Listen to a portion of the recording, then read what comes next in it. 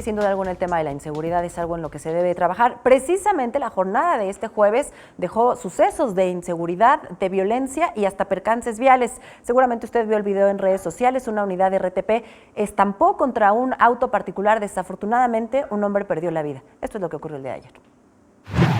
Así fue como se impactó una camioneta de carga con un autobús de la RTP ayer en Avenida Ricardo Flores Magón y Zaragoza, en Nonualco.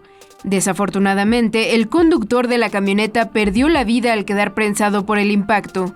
El accidente dejó además varios lesionados. Los primeros reportes indicaron que la camioneta quiso ganar el paso a la unidad de transporte público por el carril de contraflujo. Y también ayer un camión de volteo cayó a una excavación que se realiza por las obras de ampliación de la línea 5 del Metrobús. El incidente tuvo lugar sobre Francisco del Paso y Troncoso y Avenida del Taller en la colonia Jardín Balbuena.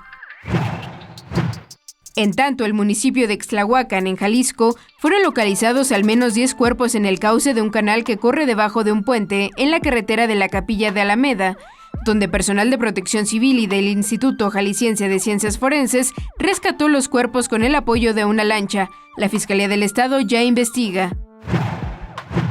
Y en Chalco, Estado de México, un sujeto de aproximadamente 30 años de edad fue acorralado por comerciantes de la calle Riva Palacio debido a que intentó de manera amenazante y con un arma punzocortante quitarle el dinero de la venta de un puesto de ropa a una mujer y a un niño. Los comerciantes, al darse cuenta, lo detuvieron y lo golpearon. Después de más de 30 minutos, elementos policíacos rescataron al presunto ladrón. 21 Noticias.